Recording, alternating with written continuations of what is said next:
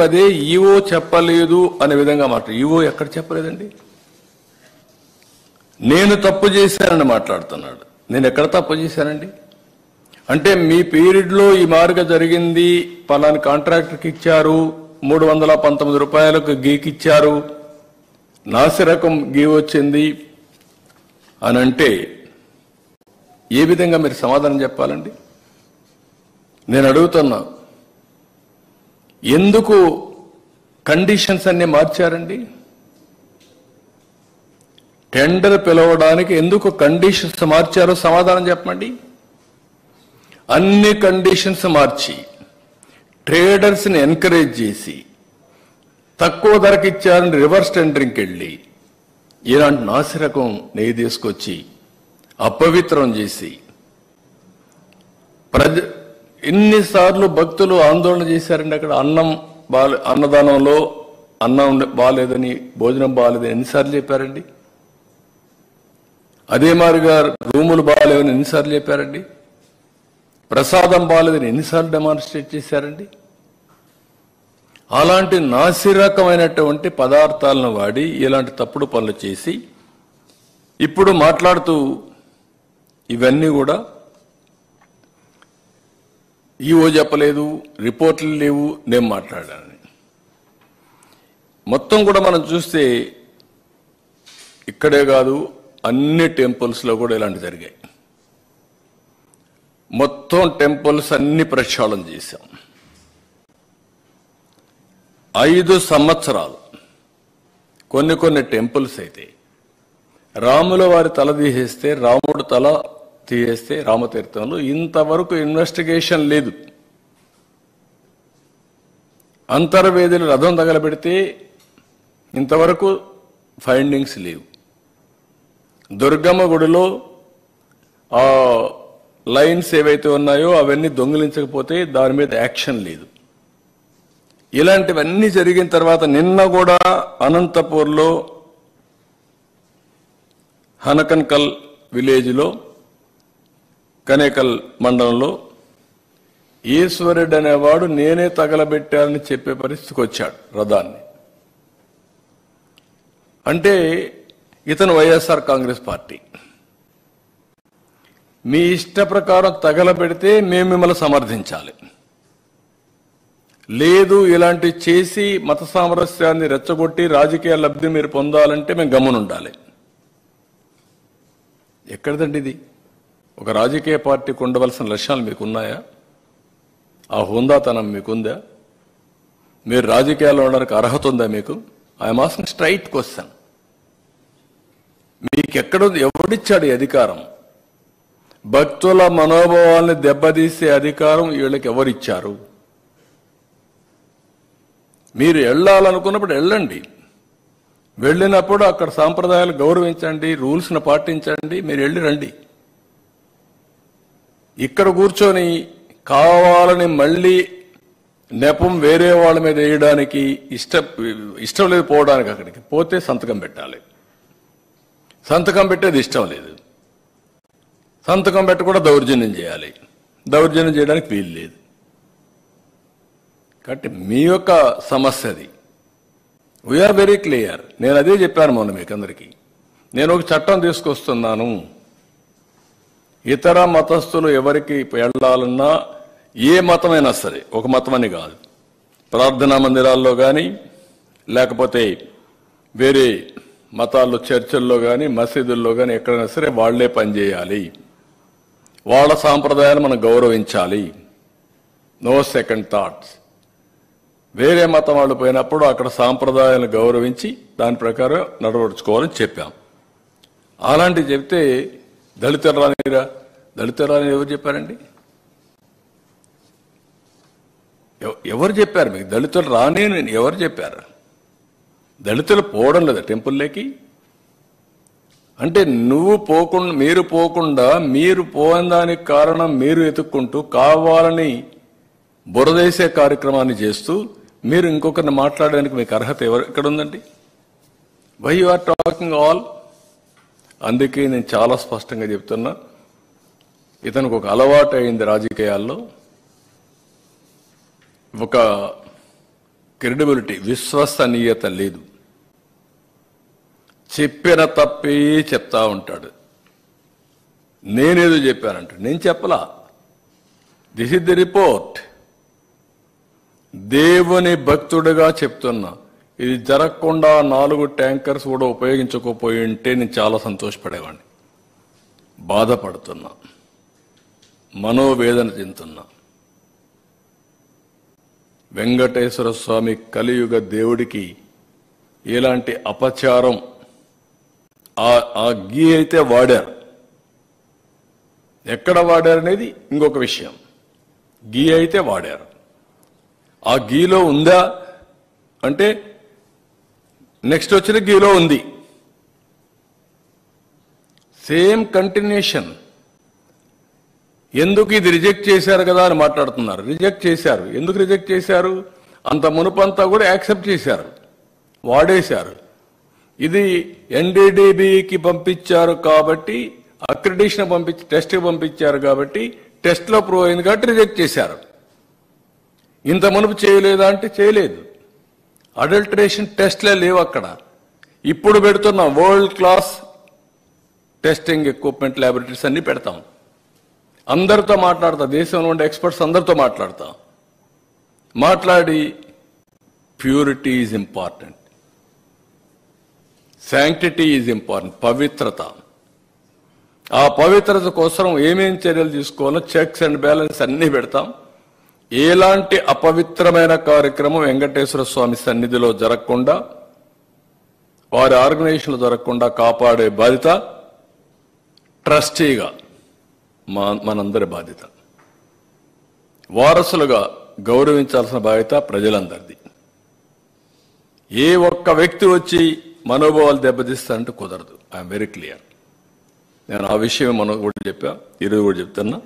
ఇలాంటివన్నీ చెప్పి ఇష్టం లేకపోతే పోవద్దండి, ఇష్టం ఉంటే వెళ్ళండి. వెళ్ళినప్పుడు అక్కడ సాంప్రదాయాలు పాటించి వెళ్ళండి. నన్ను మీరు అడగడానికంటే నేను అడగడం లేదు. అక్కడ ఉన్నాయి, రూల్స్లో ఉన్నాయి. ఆ రూల్స్లో ఉండేది పాటించి తీరాలి. ఇంకొక ఆయన మాట్లాడుతున్నాడు. ఏం మాట్లాడతాడంటే, ఒక ఆయన అయితే వాడు జనరల్ సెక్రటరీ పెట్టారు, అడ్వకేట్ ఎవరో ఒక అతను, పంది మాంసం బంగారం, నెయ్యి రాగి, బంగారం తీసుకొచ్చి రాగిలో కలుపుతారంటాడు. అంటే మనోభావాలు అంటే లెక్కలేదా మీకు? కనీసం మీరు కండెమ్ చేశారా? మాజీ ముఖ్యమంత్రి గారు, మీ పార్టీ జనరల్ సెక్రటరీ అవునా కదా? మీ వాళ్ళు ఏమేమి మాట్లాడినా మేము భరించాలనా? మీకు బాధ్యత లేదా? మీకు ఆ విషయాలు నేను అడుగుతున్నా. ప్రజలను గుర్తించుకోమంటున్నా. ఎట్టి పరిస్థితిలో వెంకటేశ్వర స్వామి సన్నిధిలో కానీ, వెంకటేశ్వర స్వామి టీటీడీ ఆధ్వర్యంలో నడిపే వ్యవస్థల్లో కానీ అపవిత్రం జరపకుండా కాపాడే బాధ్యత మేము తీసుకుంటాం. చాలా గట్టిగా ఉంటాం. దాంట్లో ఎక్కడా రాజీ లేదు.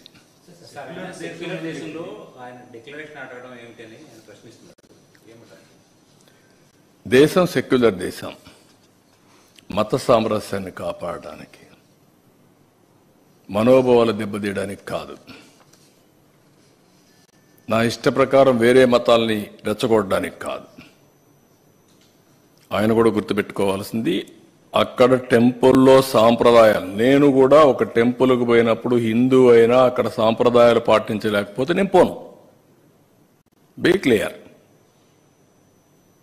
కాబట్టి అక్కడ డిక్లరేషన్ ఉంది. ఉన్న డిక్లరేషన్ మీరు ఇవ్వకపోతే చిన్న చిన్న టెంపుల్స్ మీరు పోవచ్చు, అక్కడ డిక్లరేషన్ ఎవరు అడగరు. కానీ ఇక్కడ కొన్ని నిబంధనలు ఉన్నాయి. ఆ నిబంధనలు పాటించి తీరాలి, సాంప్రదాయాలను గౌరవించి తీరాలి. దానికి సెక్యులర్ దేశం అనే ఇది అక్కర్లా. అడ్డుకోరు. నువ్వు ముఖ్యమంత్రివి, అందుకే ఇన్ని అపచారాలు జరిగాయి. అవే పరాకాష్ఠకి వెళ్ళాయి. ముఖ్యమంత్రిగా ఉన్నప్పుడు నువ్వు చట్ట వ్యతిరేక కార్యక్రమం చేశానని చెప్పడం కూడా సిగ్గేయాలి కదా. You will be the first citizen. Oath ఏం చేశారు మీరు? చట్టాన్ని గౌరవిస్తామని ఓత్ చేసావా లేదా? రాజ్యాంగాన్ని ఉల్లంఘించమని చేసావా లేదా? ఈ చట్టం జరిగిందా లేదా? చట్టాన్ని ఉల్లంఘించారా లేదా? దానిపైన కూడా మేము పైన యాక్షన్ తీసుకోవాలి కదా. అట్లా జరిగితే మరి అడ్డుకోలేదంటే ఎవరు అడ్డుకుంటారు? సీఎంగా పోతే ముఖ్యమంత్రిగా అధికారం ఇచ్చారు, కానీ దేవాలయంలో సాంప్రదాయాలు వైలేట్ చేయమని లేదు. మీరు గుర్తుపెట్టుకోవాలి. ముఖ్యమంత్రి అనే వ్యక్తి మొదటి రెస్పాన్సిబుల్ వ్యక్తి, చట్టాన్ని గౌరవించడంలో మొదటి వ్యక్తిగా ఉండాలి, సాంప్రదాయాలు గౌరవించడంలో మొదటి వ్యక్తిగా ఉండాలి. కాబట్టి ఇవన్నీ కరెక్ట్ కాదు. మైసూరుకి పంపించాల్సిన శాంపుల్ గుజరాత్కి మొట్టమొదటిసారి ఎందుకు పంపించారు, ఏ అవసరం వచ్చింది అనేది ఇప్పుడు ఇంకో ప్రశ్న అడుగుతున్నారు. ఎప్పుడు మైసూరుకు పంపించారు? ఎప్పుడు పంపలా. మైసూరుకు పంపలా, గుజరాత్కు పంపలా. NABL టెస్టింగ్ చేయించను దాంట్లో. మనం ఎందుకు చేయలేదో మనం కోసం చేసుకోవాలి. మన దగ్గరుండే దాంట్లో మామూలు టెస్టులన్నీ ఉన్నాయి, మొత్తం అంతా ఎక్స్ప్లెయిన్ చేశారు మీకు. కానీ NABL అక్రిడేషన్ టెస్ట్ లేదు, దాంట్లో అడల్టరేషన్ టెస్ట్ లేదు. ఎప్పుడైతే డౌట్ వస్తే అడల్టరేషన్ టెస్ట్కి పంపించని కాంట్రాక్ట్లో ఉంది, అది ఈయన ఈవో ఉపయోగించాడు. మీరెందుకు చేయలేదు అంత ప్రభు? ఏదో సింపుల్గా రిజెక్ట్ చేశామంటే కొన్ని పంపించారు, కొన్ని వాడేశారు. అడల్టరేషన్ ఎప్పుడు చూడలేదు కదా. మరి అంటే దాన్ని కూడా మభ్యపెట్టి మాట్లాడడం ఏంటి? అడల్టరేషన్ టెస్ట్ టీటీడీలో ఉందా? ఆ వ్యవస్థ లేనప్పుడు వీఆర్ టాకింగ్. అన్ని టెస్టులు చేస్తున్నారు. 14 సార్లు చేశాం, 18 సార్లు చేశాం. ఏం టెస్టులు చేశారు మీరు? అక్కడ లేని లేదా ఎక్విప్మెంట్? కానీ మొన్నటి జరిగింది ఏంటంటే, దేవుని పైన భక్తి భావంతో, భయంతో, ప్యూరిటీ ఆఫ్ గీయ కాకుండా సేవలు కూడా స్వచ్ఛందంగా చేశారు, సేవాభావంతో చేశారు. కాబట్టి ఇలాంటి బయటపడలేదు. ఇప్పుడు విచ్చలవిడితనం వచ్చింది. ఆ విచ్చలవిడితనం వచ్చి ఇలాంటి సమస్యలు వచ్చాయి. అది ఆయన చెప్పాలా. ఇప్పుడు 2 ఆస్పెక్ట్స్. ఆయన కాంట్రడిక్షన్ ఆయన చెప్పుకుంటున్నాడు. నేను అడిగే స్ట్రైట్ క్వశ్చన్. మీరు రాత్రిలో బైబిల్ చదువుకుంటానంటారు, ఓకే, తప్పులేదంట, నేను తప్పు పట్టను. That is your right. Day time చదువుకోవచ్చండి, ఇది రాత్రి చదవడం ఓకే. క్రిస్టియన్ ఒప్పుకున్నాక అక్కడ డిక్లరేషన్ ఏమంటున్నాం, ఎందుకు ఇవ్వు అని అడుగుతున్నాం. అంటే మీరు ప్రజల మనోభావాలని దెబ్బతీసే విధంగా ప్రవర్తించే హక్కు మీకు ఎవరు ఇచ్చారంటున్నాను నేను. అంతవరకే.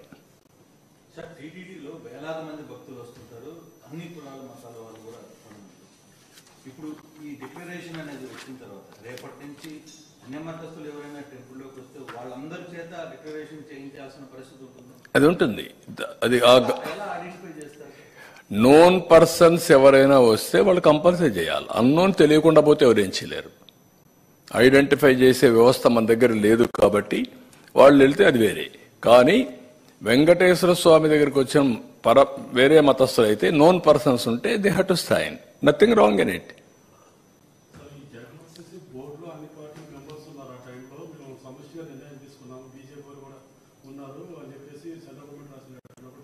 అన్ని బీజేపీ రికమెండ్ చేసిన సభ్యులను కూడా బోర్డులో పెట్టుకున్నాము. బీజేపీ ఎందుకు ఈరోజు సపోర్ట్ గా మాట్లాడుతుంది? ఎందుకు అంటే బీజేపీ చెప్పిన ఇది ఉంటే కూడా అండి, మీకు పర్మిషన్ ఇచ్చారా బీజేపీ కానీ, రాజకీయ పార్టీలు కానీ, రాజ్యాంగం కానీ మీరు పోవడానికి? అక్కడ సాంప్రదాయాలు గౌరవించద్దని ఎవరన్నా చెప్పారా మీకు? బ్లాక్మెయిల్ చేయడం ఏంటండి? నేను వేసింది మామూలుగా అక్కడక్కడ ఉంటే, మంచి వ్యక్తులు ఉంటే అన్ని రికమెండేషన్లు డిఫరెంట్గా వస్తాయి. ప్రాసెస్ చేస్తాం. చేసినప్పుడు మంచి వ్యక్తులు వేస్తాం. దాంట్లో ఎవరు తప్పట్టారు, ఎవరు తప్పట్లేదు. మీరు వేసింది 50 మందిని జంబో చేయడం అయి తప్పు. వెంకటేశ్వర స్వామిని రాజకీయానికి ఉపయోగించడం తప్పది. వ్యాపారానికి ఉపయోగించడం ఇంకా తప్పు. ఇంకో పక్క పైరువులకు ఉపయోగించడం ఇంకా తప్పు. అవన్నీ చేశారు. ఎవరండి ఆ జాయింట్ ఈవో? ఎందుకు ఈవోగా పెట్టారండి జాయింట్ ఈవో అని? ఏ సర్వీస్ అండి? One of the premier service. TTD అనేది premier service. All IAS officers, senior officers కనీసం నా జీవితంలో ఒక 2 సంవత్సరాలు, 1 సంవత్సరం దేవునికి సేవ చేయాలి, నాకు మోక్షం కలుగుతుంది. అది వాళ్ళ జీవిత ఆశయాలండి. ఎవడో తీసుకొచ్చి ఎక్కడ పెడతారండి? ఏంటి మీకు అంటే మిమ్మల్ని అడిగేవాళ్ళు లేరు కదా, మీకు అధికారం ఇచ్చారని కదా. ఇది అధికార దుర్వినియోగం అవునా కాదా? ప్రజలు డిసైడ్ చేయాలి ఇవన్నీ. ఇంత ఇష్యూ జరుగుతుంది. ఇప్పుడు పర్మిషన్స్ ఇచ్చిన వ్యక్తి, టెండర్లు నిర్వహించిన వ్యక్తి, సోకాల్డ్ వ్యక్తి, మరి ఇప్పుడు దాకా కనీసం అతను ఎక్కడున్నాడో తెలియదు, బయట దానికి సంబంధించిన ఆహారం ఏం జరుగుతుందో చెప్పట్లేదు. మరోవైపు దీనికి సంబంధించిన దీంట్లో ఇప్పుడు సిట్ ఎంక్వైరీ స్టార్ట్ అవుతుంది. సార్ ఈవో అంటే అప్పుడు ఈవో పరిస్థితి, గత పాత అధికారి పరిస్థితి ఏంటి, ఎలా చూద్దాం. అవన్నీ అన్ని కూడా డీటెయిల్స్ అన్ని వస్తే దాని గురించి మాట్లాడదాం. నేను ఏ ఒక్క వ్యక్తుల గురించి నేను మాట్లాడడం లేదు. సాంప్రదాయాలు, రూల్స్, కొద్దిగా అక్కడ జరిగే అవకతవకలు, ఆ విషయాలే మాట్లాడుతుంది. దీంట్లో ఎవరు ఇన్వాల్వ్ అయినా వాళ్ళందరిపైన చట్టపరంగా యాక్షన్స్ ఉంటాయి. I'm very clear.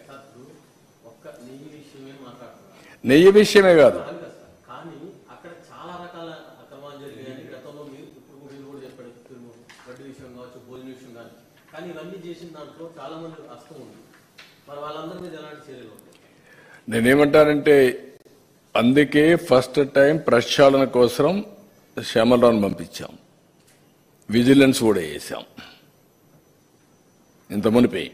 తర్వాత ఇది వచ్చింది కాబట్టి ఇప్పుడు సిట్ వేసాం.